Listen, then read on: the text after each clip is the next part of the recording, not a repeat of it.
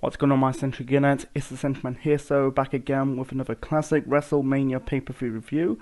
This time going back to the year of 1988 to review WrestleMania 4. So this show was at Trump Plaza, aka Broadwalk Hall, in Atlantic City, New Jersey, on the 27th of March, 1988. The attendance of the show was 19,199. WrestleMania 4 received about 485,000 pay-per-view buys, an upgrade than the WrestleMania 3 buy rate because WrestleMania 3 was at the Pontiac Dome in Michigan. The show received about 400,000 pay-per-view buys. The main event of that show was Hulk Hogan versus Andre the Giant for the World Wrestling Federation Championship. That night when Hulk Hogan body slams Andre the Giant. Also on that same WrestleMania, you got like a hidden gem, a really good match between Macho Man Randy Savage versus Ricky the Dragon Steamboat for the Intercontinental Championship. The commentators for WrestleMania 4 are Gorilla Monsoon and Jesse the Body Ventura.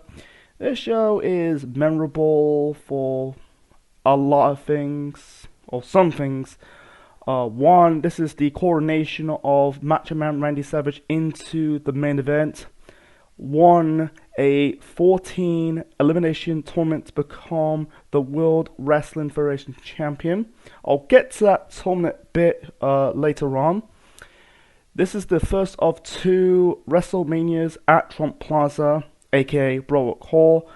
The next WrestleMania at Trump Plaza will be WrestleMania 5 the following year. That's known for Savage Hogan for the WWF Championship. The Mega Powers exploded. I think WrestleMania 4 is the first WrestleMania in the state of Jersey. The next time they do a WrestleMania in Jersey will be at WrestleMania 5. And then you have to wait a quarter of a century to return to the state of New Jersey. That was WrestleMania 29. That's known for John Cena, The Rock, twice in a lifetime. I review WrestleMania 29 last time on this channel. And yeah, the last time WWE did a WrestleMania in the state of Jersey was WrestleMania 35 in 2019. So let's talk about the backstory, why Randy Savage won a tournament to win the WWF Championship. This revolved around the $1 Million Man, Ted DiBiase Sr. He debuted with the company the previous year in 1987. DiBiase's goal, he wants to buy the WWF Championship from Hulk Hogan. But Hogan refused to sell the WWF Championship to the $1 Million Man. So, as a result, DiBiase bought out Andre the Giant out of Heenan's contract because at the time Andre was part of the Heenan family. So, his goal to have Andre take the belt away from Hulk Hogan to give it to the $1 Million Man. That's the goal. So, on the 5th of February 1988 episode of Main Event, Hulk Hogan dropped the WWF Championship to Andre the Giant. This was an infamous match with a controversial, you could say controversial ending, with the two referees look like Dave Hebner. One of them is Earl Hebner, and the next time he's revolve around controversy in WWF/WWE program will be at Survivor Series 97. Yeah, Montreal Screwjob. I reviewed that show last year. Go and check it out. So yeah. Anyway, so Andre defeat Hulk Hogan for the title, ended his 4-year reign as the world champion, and Andre gave the belt to the $1 Million Man. So DiBiase's plan worked. You can see on you're not gonna see on WWF programming DiBiase wearing the belt around his waist. You can see it you can find it on YouTube online. Like, this was outside of WWF programming. Seeing DiBiase, I think it was in a different wrestling company, wearing the World Wrestling Federation title around his waist. Unfortunately, his self-proclaimed title reign has come to an end when on-screen President Jack Tunney stripped the belt from away from the Million Dollar Man. I say from, but it's the same thing. But so Tunney took the belt away from the Million Dollar Man because his title reign is not in the record books. It's null and void because he did not beat Andre the Giant for the World Wrestling Federation title. So the title was held up. So they decided to do a 14-man tournament. You heard me, 14, not 40. A 14-man tournament to crown a new WWF champion at WrestleMania 4. So that's the backstory going into it. You know, DiBiase's plan it kind of worked in some degree, but at the same time kind of backfired because his title reign is not in the record books, it's null and void. So Tony took the belt away from the Million Dollar Man. So yeah, that's the backstory of it. So a 14-man tournament to crown a new World Wrestling Federation champion. And you know, some people, not some people, like WWE kind of like will glorify some old school WrestleManias, but look at hindsight, you know, they're not really aged very well over the years. I'm not crapping on these old school WrestleManias, but you know, in the 80s, you know, there are, you know, it's kind of a mixed bag. But anyway, so I'll get to the tournament matches shortly. It's a 16 match card for WrestleMania 4, tournament matches and championship matches, and also some non-tournament matches and title matches on this show. So the first match to kick off WrestleMania 4. This is a battle royal. This is a meaningless battle royal. Winner gets a trophy. It's a predecessor. Like years later, they end up doing the Andre the Giant Battle Royal in those WrestleManias in the 2010s. I glad they stopped it. They end up not stop it, but they put it on SmackDown anyway. So the competitors in that Battle Royal, you got some like tag teams in that Battle Royal. You got the Hart Foundation, the Bolsheviks, the Killer Bees, the Young Stallions, the Rougeaus. That's the tag teams in this Battle Royal. And also you got some singles guys in that Battle Royal.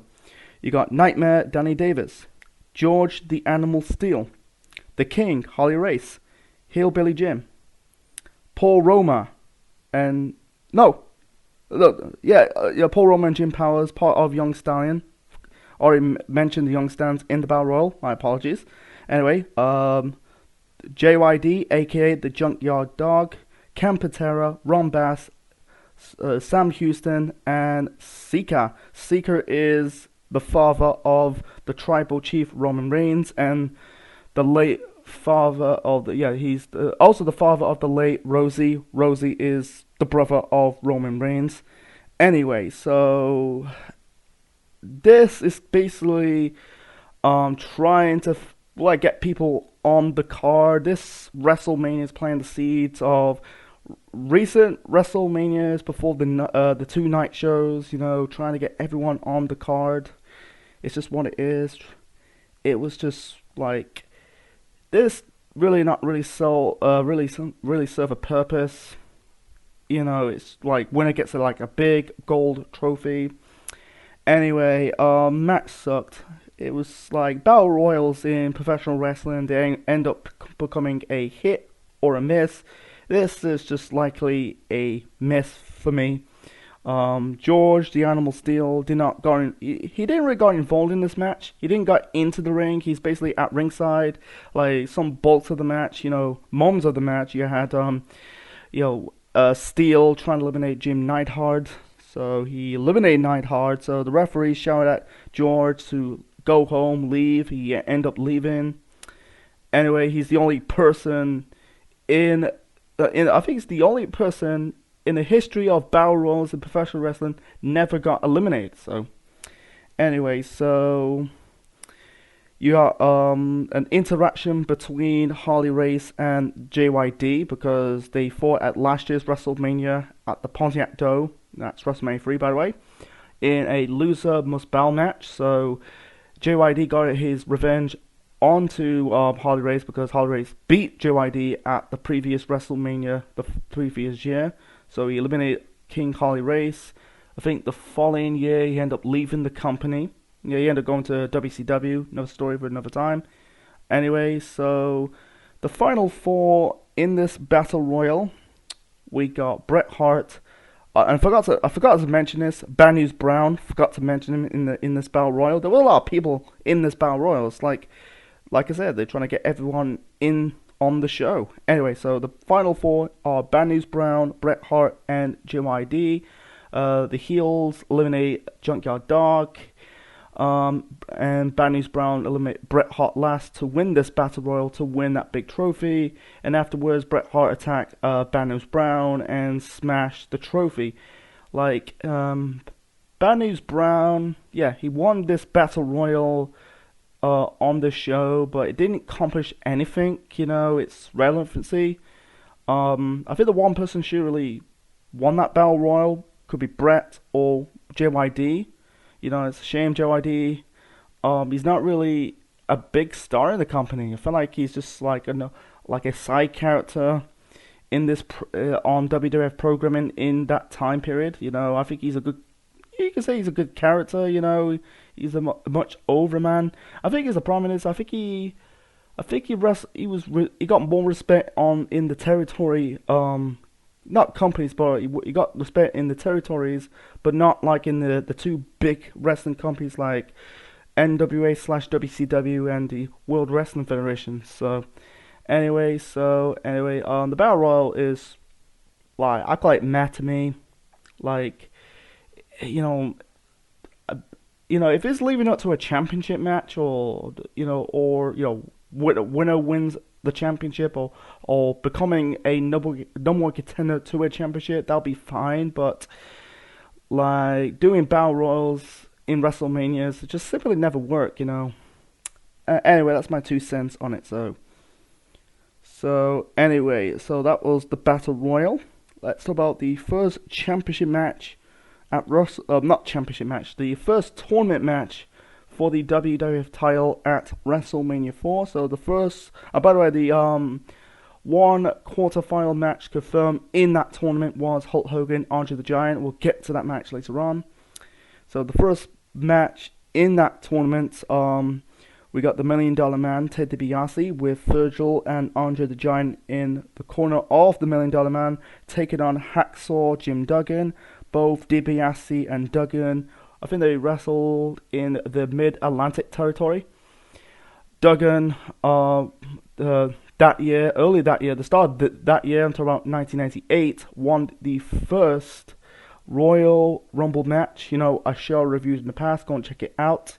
He won the Rumble of '88. That was on a special event on the USA Network because the following year, the Royal Rumble became a pay-per-view, and the rest is history. So, unfortunately, I don't really call it a push, but unfortunately, he nearly got fired the previous year because he was carpooling with the Iron Sheik. He got busted for, I think it was drug possession. And yeah, he was carpooling with the Iron Sheik because at the time they were feuding. They almost broke kayfabe. So anyway, I think Iron Sheik got most of the shtick. Not the shtick, but he got really the heat. Then Duggan. So because Duggan went on to become the first winner of the Royal Rumble match. Anyway, so this match was okay. This is the gimmick of these tournament matches. Not some, not all. They're like shorter. Sometimes doing shorter matches, it's two things. Like on one hand, it could be a Hayden, and the other hand, it could be a blessing in disguise. I think this first match between DiBiase and Duggan in this tournament match was a blessing in disguise. It was an okay match. The fans, you could say they get behind Duggan. Like some of these competitors in this tournament, they're not really WWF Championship material. They're not really World Champion material. Anyway, so Duggan did the ho. Anyway, so in the end, Duggan was going for the 3-point stance. Andre tripped him up. With the referee noticing, saw Andre tripping up Duggan. In the end, DiBiase hits his punch on the floor. In the mat of Duggan. If you watch a DiBiase match, he does that punch. It's similar to when John Cena preparing for hitting his opponent with the 5-knuckle shuffle. That type of punch, Anyway, so DiBiase pins Duggan to win this match and advance into the quarterfinals of the tournament. And afterwards, Duggan chased DiBiase, Virgil, and Andre with the 2x4, and that was it. That was a big payday for Duggan, Not a massive payday, but at least he got paid for this. He's not going to go further in the tournament, he's just putting over DiBiase. And let's move on to the next match of the tournament. So the next match of the tournament, we got The Rock, not Dwayne The Rock Johnson, but Don Morocco The Rock, with superstar Billy Graham taking on Dino Bravo with Frenchie Martin in the corner of Dino Bravo. So yeah, this is 10 years before Dwayne became the Rock. Anyway, so this is The Rock Don Morocco with superstar Billy Graham. If you don't know, I'm going to tell you right now. Billy Graham was a former WWF champion that was in the mid to late 70s, like 77, 78. It was at the time, it was known as the WWF, and then 10 years later became the WWF, and then right now it's WWE. Anyway, so the match between Morocco and Dino Bravo is okay, similar to the opener of the tournament between DiBiase and Duggan. Like I said, doing these shorter matches, both two matches were 5 minutes long. It could be a Hayden or a blessing in disguise, but this was a blessing in disguise. I'm gonna keep it short and simple. Wow, Don Morocco was built like a brick house, man. He's like a big muscly dude, same as Dino Bravo. The same. He was also big, big dude. It's really sad because this year marks the 30th anniversary of his murder.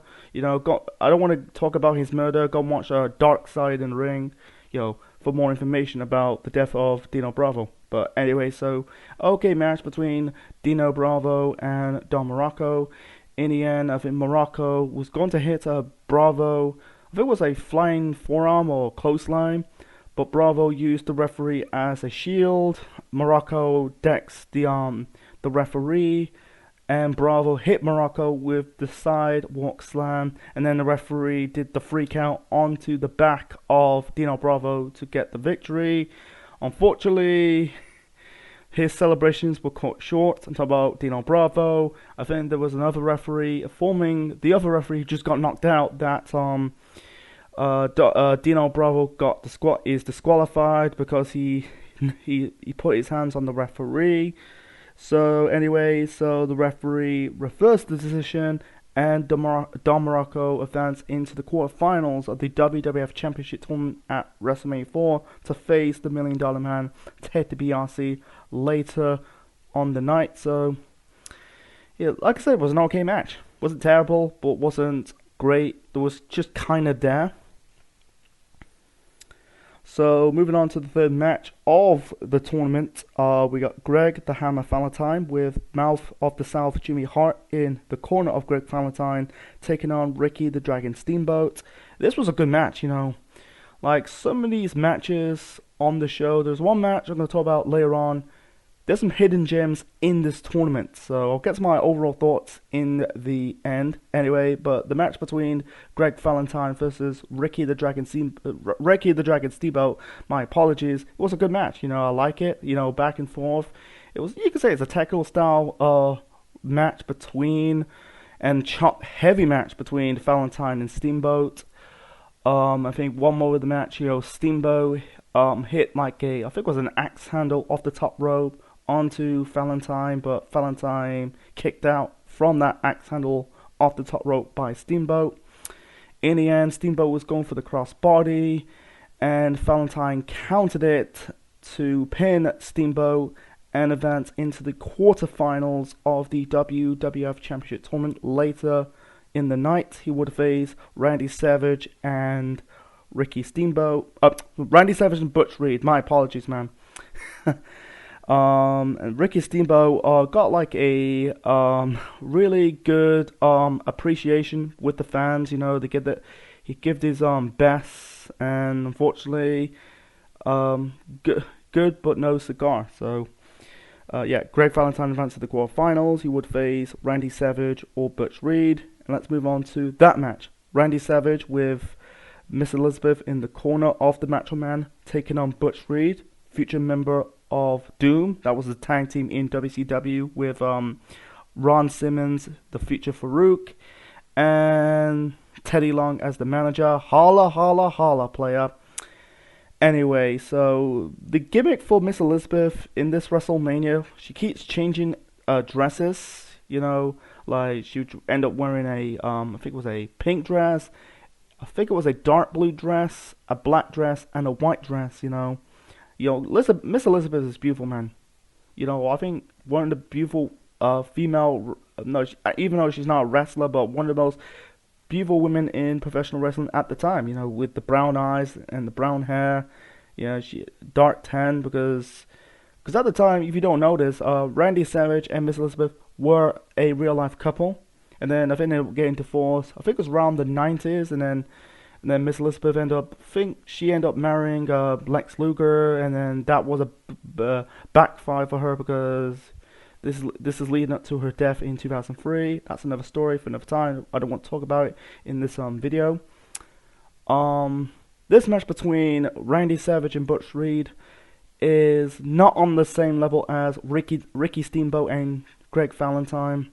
The match sucked. I think the whole bulk of the match, you know, you had Butch Reed working on Randy Savage, the Macho Man. In the end, he was going for a move off the top rope. Savage throwed him off the top rope, hit the diving elbow, and that was it. So Randy Savage advanced into the quarterfinals of the tournament. He would face Greg Valentine later on in the night.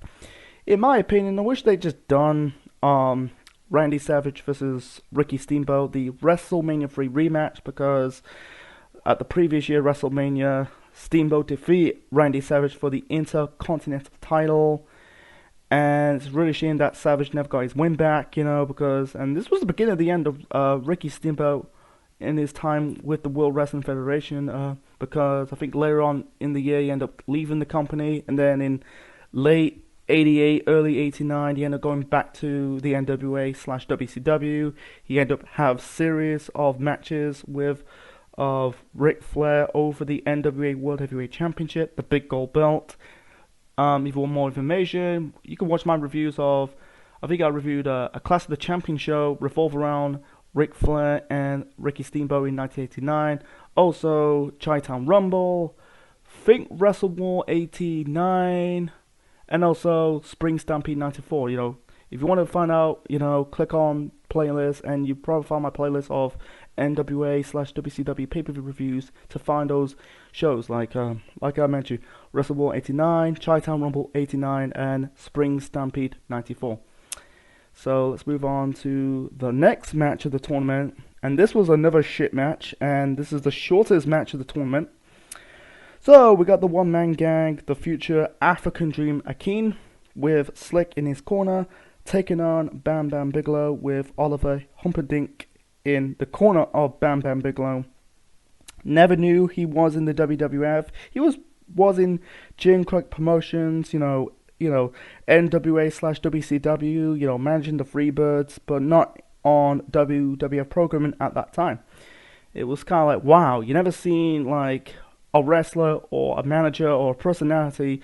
They were kind of like most known for one wrestling company, and you never knew they end up like showing up on WWF/WWE programming.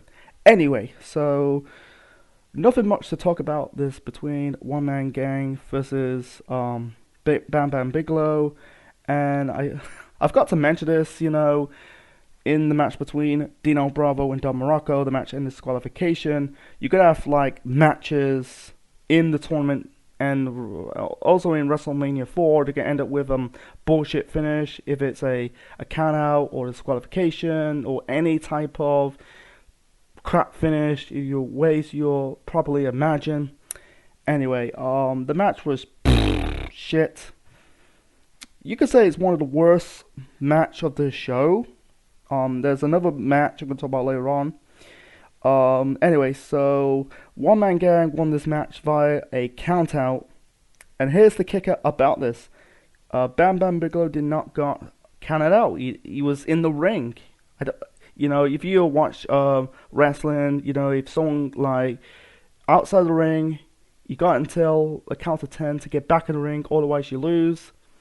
He didn't got counted out. Here's the kick about this. So, Slick pulled the ring, and not pull the ring, pull the ropes.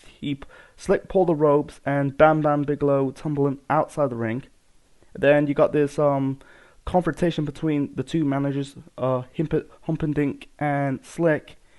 Bigelow was in the ring, and then all of a sudden, nope, Bam Bam Bigelow's got counted out. So what the fuck is that? It's just like, there's no chemistry between One Man Gang and Bam Bam Bigelow. Bam Bam Bigelow, I think he's a good worker. He's like another athletic big man. I think he does that move off the top rope.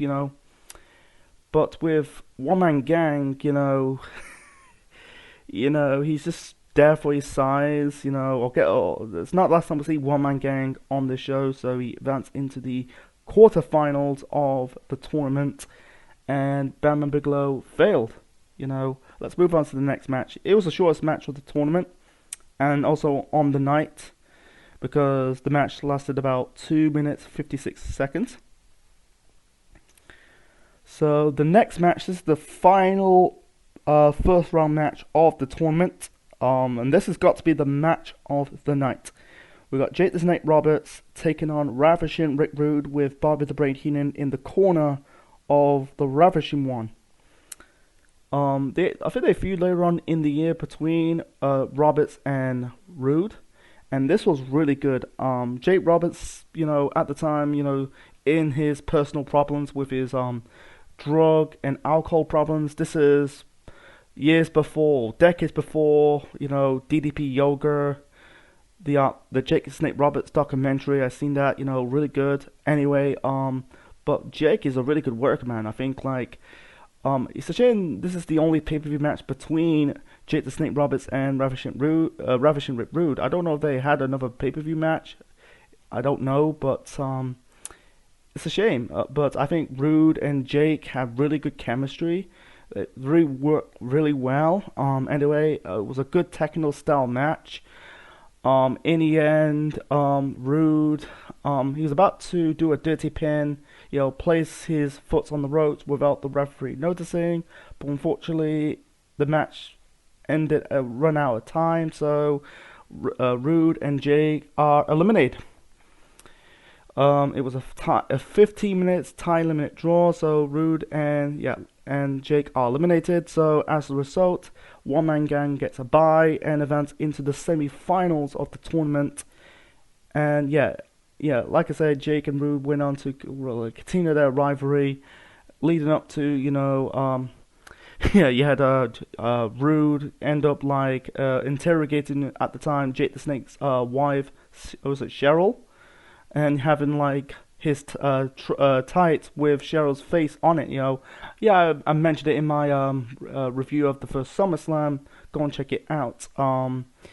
Anyway, it was a really good match between Jake the Snake Roberts and Ravishing Rick Rude.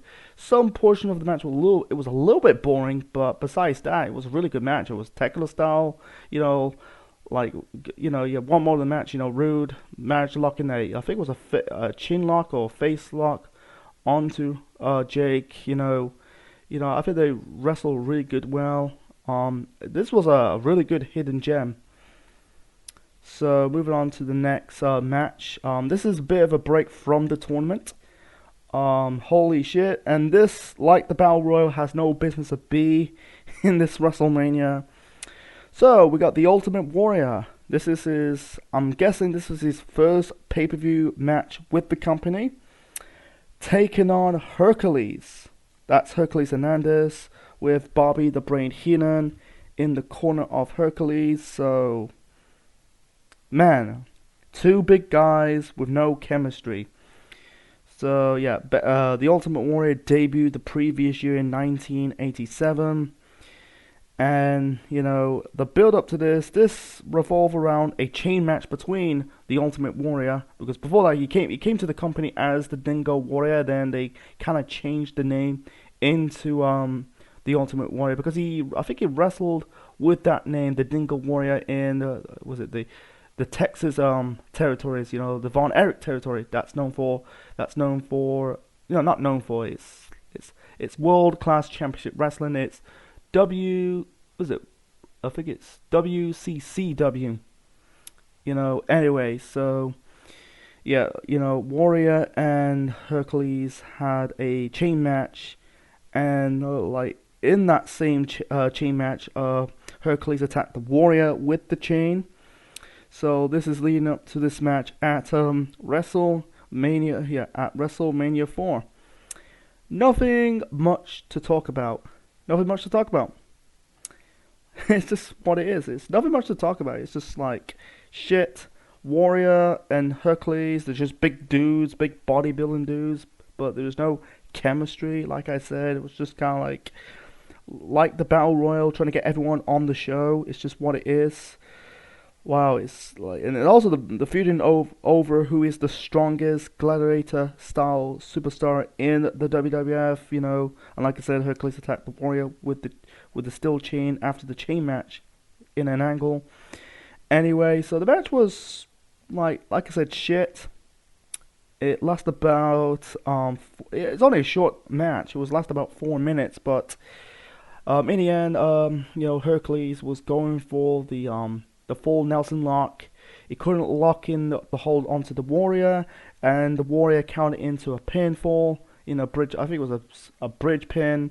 So Warrior won this match. And here's the kick about this: it didn't feel like Warrior pins Hercules. I felt like Hercules pinned the Warrior.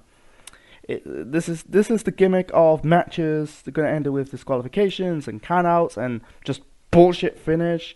And this is a bit of a bullshit finish, I think Warrior's shoulders are really down on the mat, not up.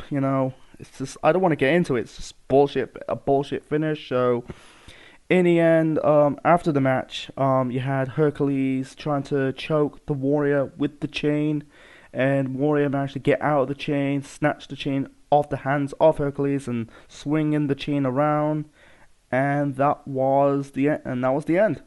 And probably the end of the rivalry between Hercules and Ultimate Warrior, because Warrior went on to move on to bigger and better things.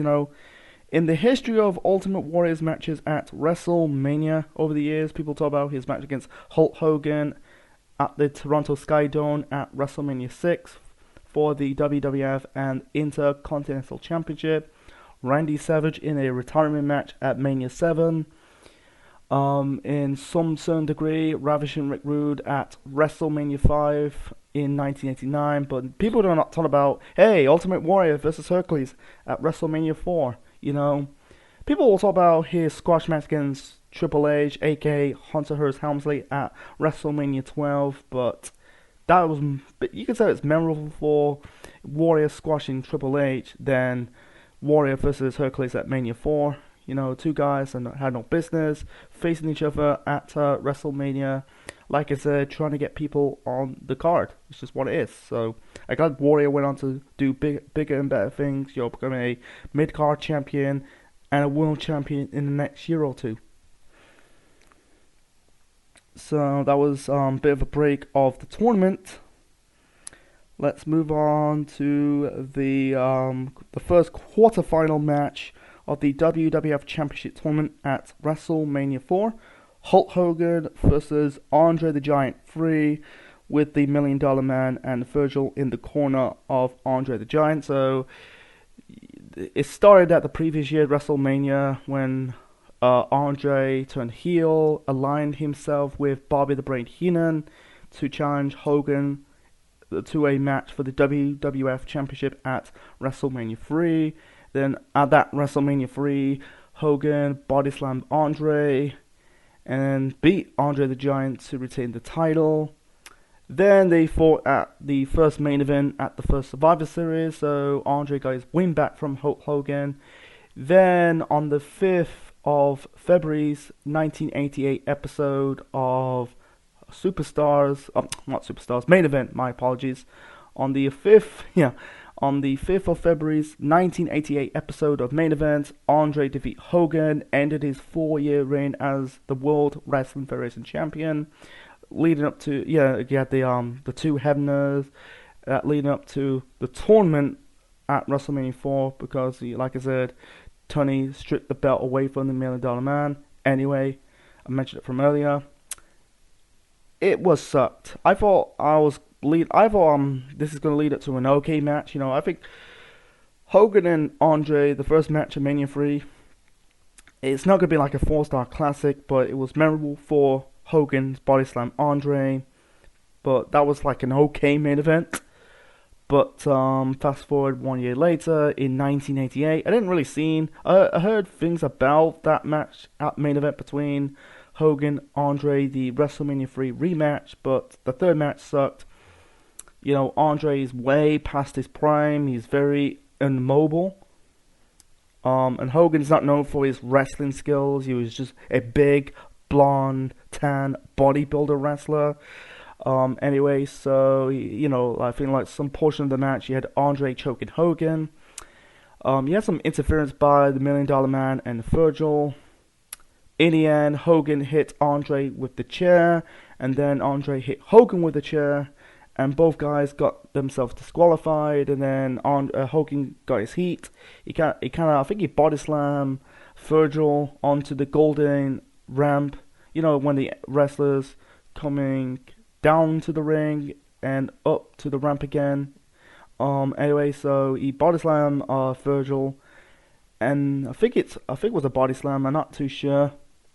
Anyway, and then once again, in the second WrestleMania in a row, Hogan body slammed Andre the Giant. It's really funny that, Andre's about, 77.5, 74, about 500, or was it 400, 500 plus pounds.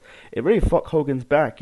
Hogan's back after, body slam Andre the Giant. His back was never the same. He's had these multiple back injuries, and back surgeries over the years, and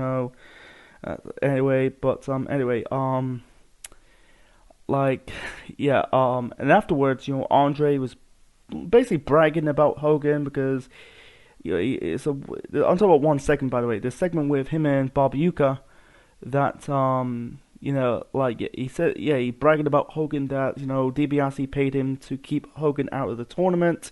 Hulkamania's ended, and then Uecker said to Andre, "Get your foot out of my shoulder," and then Andre didn't strangle Uecker, he's kind of shaking him left and right. This is not, it's like had that Bart Simpson, Homer Simpson moment when, if you watch The Simpsons, you had every time Bart does these remarks, an insult towards Homer, he end up getting strangled by Bart gets strangled by Homer. This is years before, or 1 year before the show, because The Simpsons was still around. It debuted the previous year in 1987, but that was on the show called The Tracy Ullman Show. This is a year before the actual TV show The Simpsons. Anyway, so people talk about that segment between Andre and Bob Uecker. Bob Uecker is a baseball player, and then funny that 22 years later, he ended up getting inducted into the WWE Hall of Fame. Anyway, so let's move on to the next match of the tournament at WrestleMania 4. And as for the result, when Hogan and Andre got them, as the result for Hogan and Andre got double disqualified, so DiBiase advanced into the finals of the tournament. He gets a bye into the semifinals, so he goes into the final of the tournament. So he doesn't have to wrestle into the semifinals. A bit of a breather for the $1 Million Man. And I'll get to the main event later on in this review. So moving on to the second quarterfinal match of the tournament. Um, yeah, we got DiBiase, the $1 Million Man, taking on The Rock, Don Morocco, with superstar Billy Grayman in the corner of Don Morocco. Okay match. I think it was a bit slower than DiBiase Duggan. That's just me. But it was an okay match. They wrestled fine. In the end, DiBiase, without the help of Andre and Virgil. Virgil was selling the attack by Hulk Hogan that at the previous match. So anyway, so DiBiase advanced into the final itself. Like I said, due to the double disqualification between Hulk Hogan and Andre the Giant. So yeah, DiBiase defeat Don Morocco with the stun gun, not the actual stun gun. It's basically a move you throw your opponents onto the ropes. That was Stone Cold, not Stone Cold, but it was Steve Austin's first finisher before the stunner. That was in WCW, maybe in the territory days. Anyway, so DiBiase beats Don Morocco in 5 minutes 44 seconds to advance into the finals of the WWF Championship Tournament. So moving on to the third and final quarterfinal match of the tournament, because One Man Gang advances to the semi-finals because Jake the Snake Roberts and Ravishing Rick Rude are eliminated. You know, their match ended in a time limit draw. Anyway, so the third quarterfinal match of the tournament, we got Randy Savage with Miss Elizabeth in his corner, taking on Greg the Hammer Valentine with Jimmy Hart in the corner of the Hammer. Like I said earlier, I wish they did Steamboat Savage, the WrestleMania 3 rematch, but that's just me. But the match between Savage and Valentine was good. It wasn't good. It was an okay match, you know.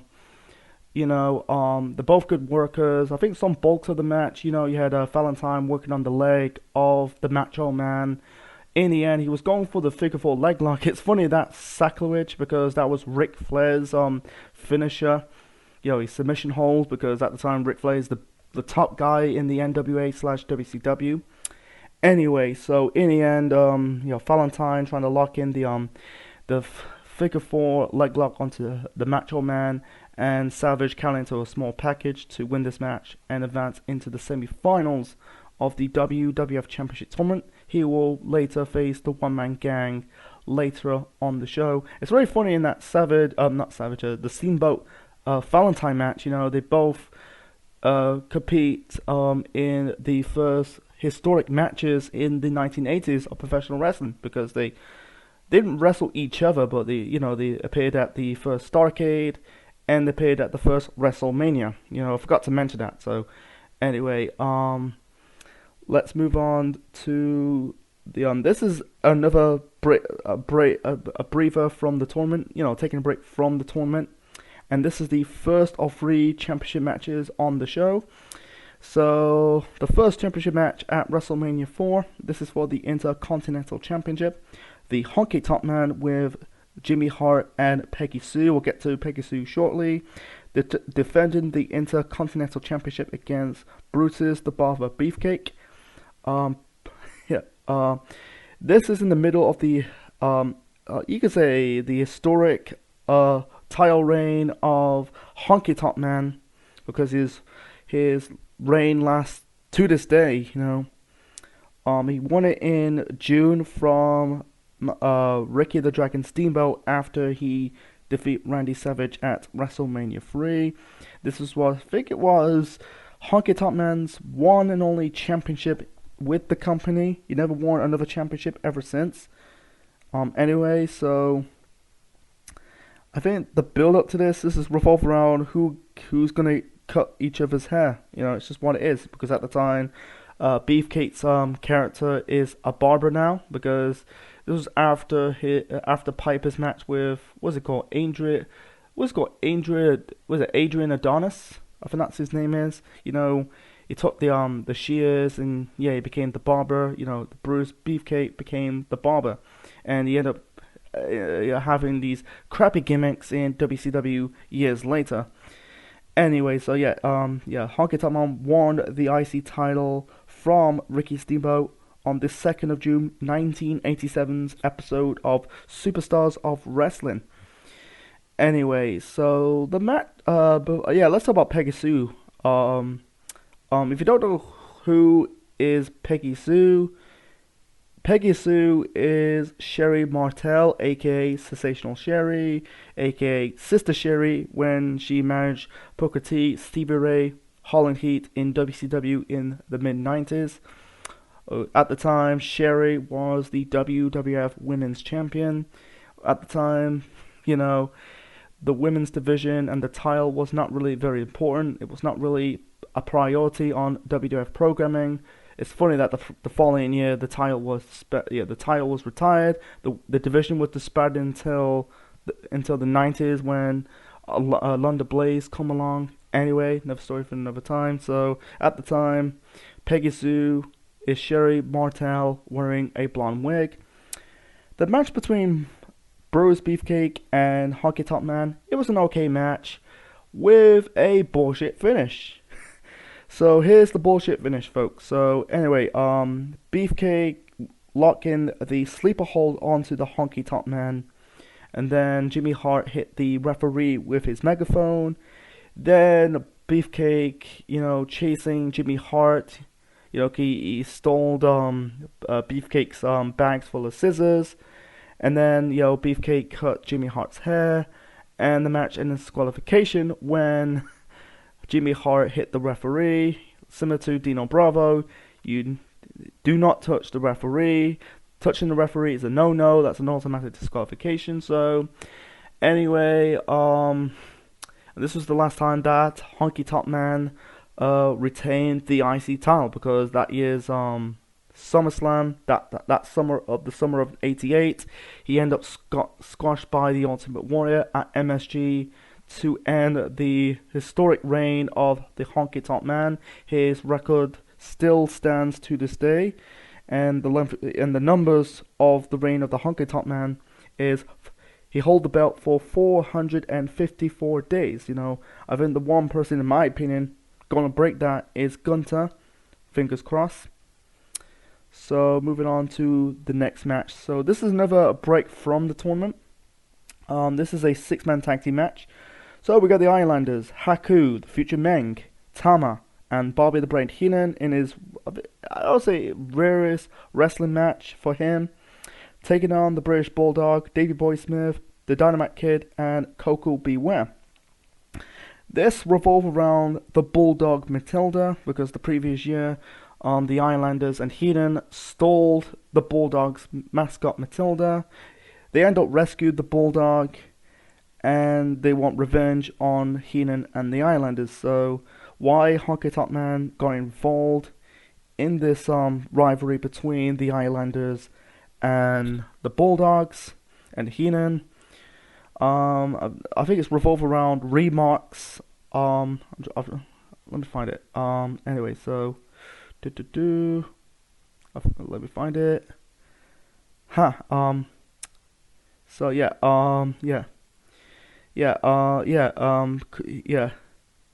because they had this included remarks of McCore. And also, like, they're making remarks about McCore. McCore is the parrot of Coco Beware. I thought it's racist remarks, but no, they're making fun of Coco Beware's parrot. Anyway, let's talk about this match. It was an okay match between 6 guys in the ring. It started up very fast between the Bulldogs and the Islanders. Heenan was wearing this attack dog suit, body suits, when the attack dogs attack you if you're preparing for becoming a police officer, because he doesn't want to get attacked by Matilda. I'll get to more of that later on, or shortly. Anyway, so it was an okay match. Like I said, it was fast-paced with the Bulldogs and the Islanders. When Heenan and Coco Beware, mostly Heenan gets in the ring, the match starts to slow down a bit. Heenan has so much offense. Heenan's not a wrestler, man. He does punches and kicking because even though he's not a professional wrestler, he's a manager and a future commentator in WCW and also on WWF programming before he left to WCW. He's just like he has no business in the ring. He took most of the offense in this match. If he appeared in the ring once or twice, that'll be okay. But I find it a little bit boring. Anyway, so in the end, Islanders and Bulldogs brawl in the ring while Hint and Coco Beware was also in the ring.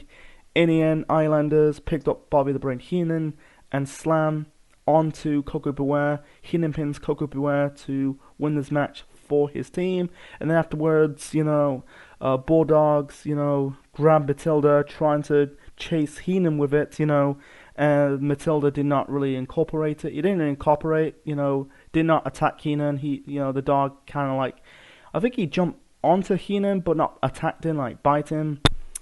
I think it was better off having the baby faces going over, but I feel it's okay for the Islanders and Bulldogs, but I wish they have the Bulldogs getting the victory over Islanders and Heenan, to complete that revenge, but that's just me. Okay, match.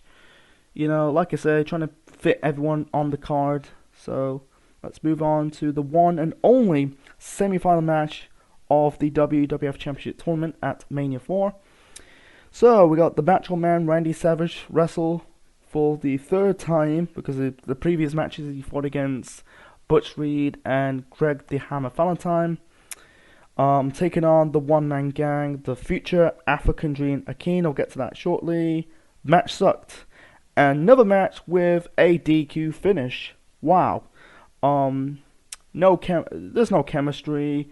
Try to keep it short and simple. In the end, one-man gang grabbed Slick's cane and hit the Macho Man with it to cause a DQ. He's a bit of a dumbass because don't you want to win the title?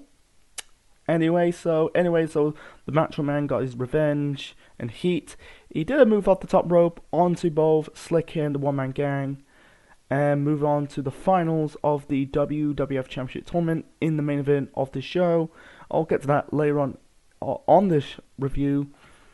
So anyway, like I said, one-man gang ended up becoming the African Dream Akeem. He became one-man gang years later in WCW, and yeah, the Twin Towers, man, with the Big Boss Man.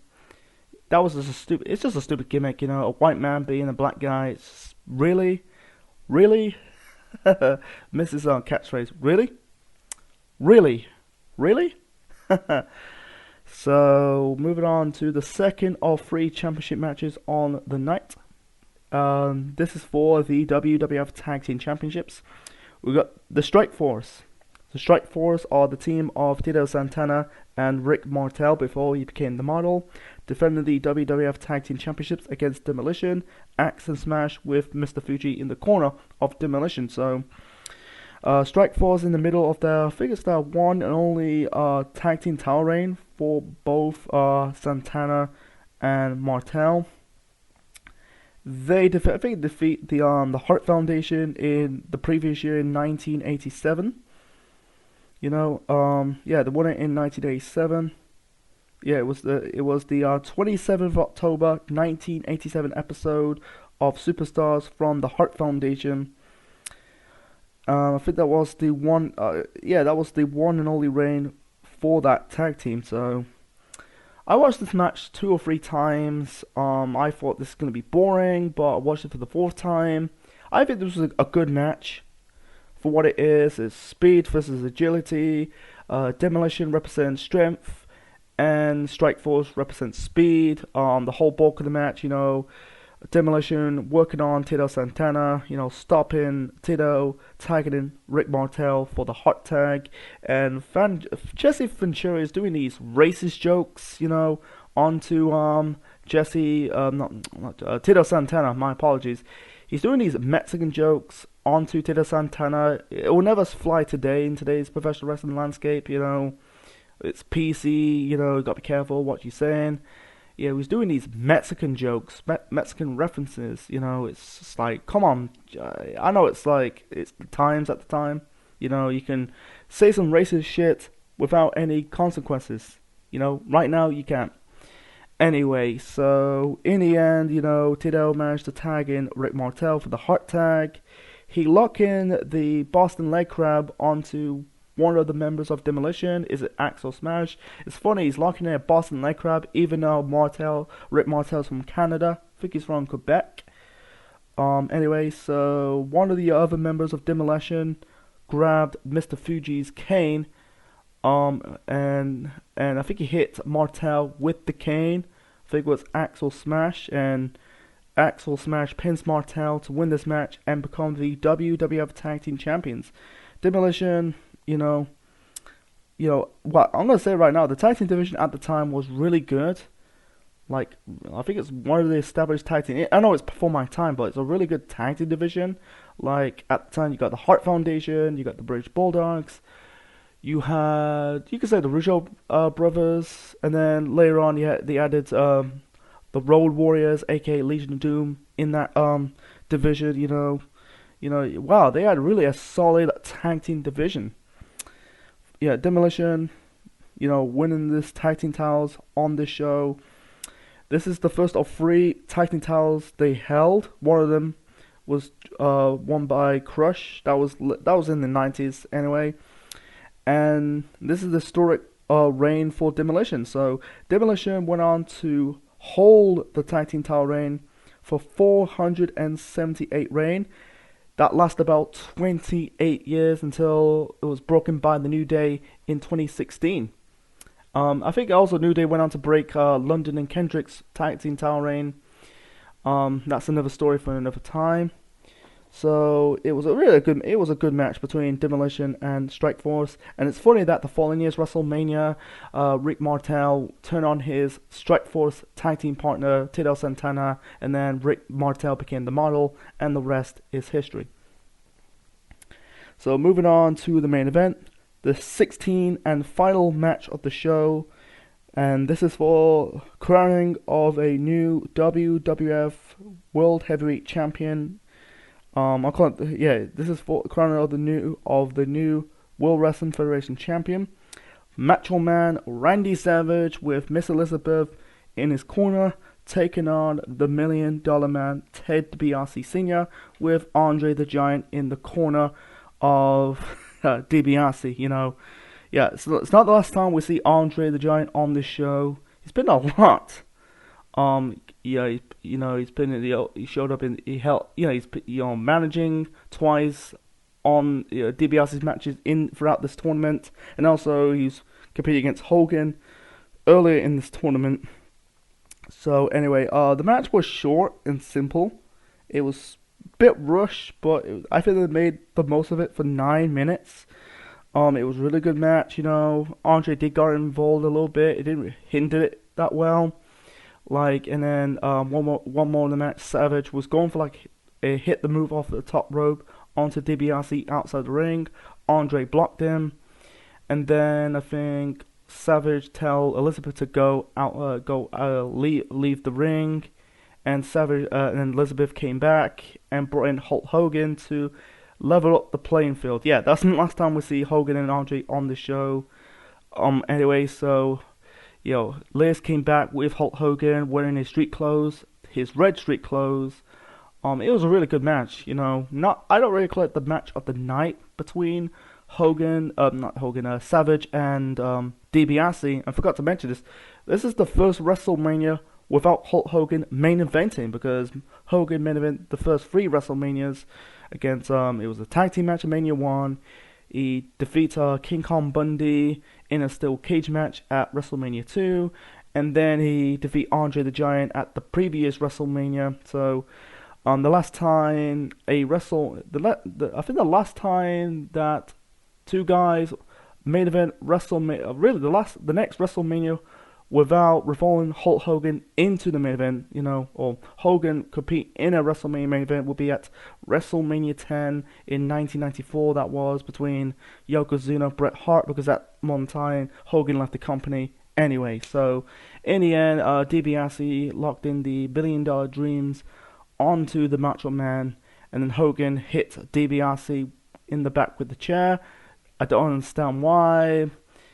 I'm guessing if you're a babyface, that's okay. That's actually, it's not really okay. That's not okay. That's heels. Heels does that, not babyfaces. So anyway, so Hogan hit DiBiase in the back with a chair. Savage hit his legendary diving elbow off the top rope onto DiBiase, pins him, and become the World Wrestling Federation champion for the first time. First of two WWE Championship reigns of the Macho Man. Next time he wins the title will be at WrestleMania 8, 4 years later, against Ric Flair. So anyway, people say it was Hogan's idea why Savage won this title, and I never knew this. I'm gonna tell you right now, Savage was not the original idea of him winning this tournament, because the original idea was supposed to be DiBiase winning this tournament and become the World Wrestling Federation champion. It's not. It's got nothing to do with Hulk Hogan's politicking. It's not. This revolver. It happens. It's the Honky Tonk Man's fault. Because on the same episode of that Saturday and that main event on the 5th of February of that year, it was the IC title match between Honky Tonk Man versus the Macho Man Randy Savage. So yeah, 2 championship matches on that show. Hogan, Andre, WrestleMania 3 rematch, and Honky Tonk Man. Sorry, I'm gonna say it again. I'm sorry, I'm speaking too fast, by the way. And in the same main event, of February of that year, it was Hogan, Andre, WrestleMania 3 rematch, and Honky Tonk Man Savage for the IC title. And there was original plans that Honky Tonk Man's gonna drop the belt to Savage on that same main event in February, but unfortunately Honky Tonk Man totally against the whole idea, because once he dropped the IC title, he ended up having no plans for Honky Tonk Man. So basically, he totally gets the whole idea to dropping the Intercontinental title to the Macho Man Randy Savage. So he can end up leaving his friend to walk out of the company with the title. So they really dropped the whole idea, having Honky Tonk Man dropping the belt to Savage on that 5th of February's episode of Main Event.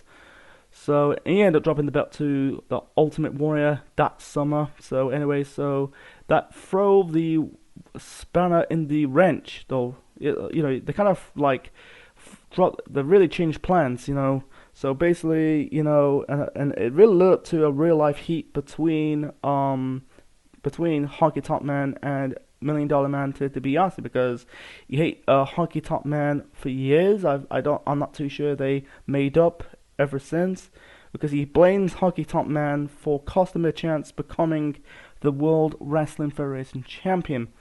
Because the following year, DiBiase created his own championship called the $1 Million Championship. It's a shame we never got to see DiBiase as the world champion properly. On one hand, maybe he doesn't really need the championship, and the other hand, he put the Prestige into the $1 Million title.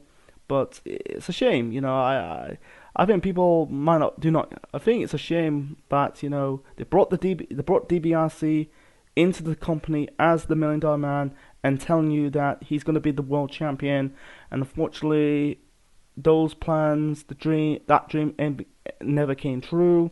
It's a shame that DiBiase never became world champion.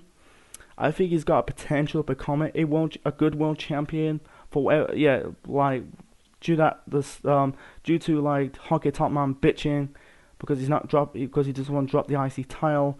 It really throw the spanner into the wrench, change plans. It's a shame. So anyway, so Hogan, Savage, DiBiase, and Andre, they end up main eventing the first SummerSlam that summer, and then I think that was the end of the rivalry between Mega Powers, Mega Bucks, Hogan and Andre's rivalry. And the following year, Hogan and Savage fought each other at WrestleMania 5 at Trump Plaza when Hogan won the belt from Randy Savage, after Savage held the belt for 1 year. And then they continued to feud in that year's summer, and then they feud, the few years later in WCW. That's another story for another time. So, anyway, and also on that same WrestleMania, you had the appearance of Donald Trump, because this is in Trump Plaza, Broderick Hall. It's the first of many times that Donald Trump will appear on WWE programming, like the two WrestleManias at Trump Plaza at 4 and 5. I think he attended WrestleMania 20, and he ended up getting inducted into the WWE Hall of Fame. Also, Battle of the Billionaires between him and Vince against Umaga and Bobby Lashley. And he ended up becoming the President of the United States of America, 28 years later. So anyway, my final overall rating for WrestleMania 4, I'm going to give it a 5.5 out of 10. It's just a long show. It was 16 matches long. This is planting the seeds of WrestleManias before the 2-night shows of the Golden Era. It ended up being 4 hours long, 5 hours long, 6 hours long. Some matches should have been cut. If they cut 3 or 4 matches off the card, I'd probably give it a solid 6 or 7, but 5.5 out of 10, I think that's a fair rating for the show. You got some shit on the show, like some tournament matches, and some matches ending in DQ and bullshit finishes. Some matches was okay. I'm not gonna talk about it. But there's some hidden gems in that WrestleMania 4. Great example. In the tournament matches, you had Valentine versus Steamboat. You had a really good match in that tournament between Jake the Snake Roberts versus Ravishing Rick Rude. My opinion, that's match of the night. The tag team title match between Demolition Strike Force was fun, and the main event was also fun. Seeing Randy Savage, he was, like I said, this is the coordination of him being in the main event picture. At the time, he was groomed as the second biggest babyface in the company, alongside Hulk Hogan, because Roddy Piper, took a break from pro wrestling to pursue a career in acting. So, it's good to see Savage, winning the belt, because he's been in the company for years now, becoming the mid-card champion, and now becoming the world champion. He won more world titles, years later in WCW. So it was happy to see Savage leaving Trump Plaza and Jersey as the world champion. So anyway, so what's your thoughts on WrestleMania 4? So leave your thoughts in the comment section below. Smash the like button, click the bell, subscribe to the Central Man Network on YouTube, be part of the Central Unit, and for more wrestling videos and more. Next time, let's go 20 years into the future, see what WrestleMania 24 lived up the hype. It's in 2008. It's in Florida. You had Shawn Michaels versus Ric Flair. You had Edge versus The Undertaker for the World Heavyweight Championship. You had Money in the Bank 4. And also you had The Big Show versus Floyd Money Mayweather, the boxer. So you have to wait to find out when I review WrestleMania 4. Until then, this is Essential Man.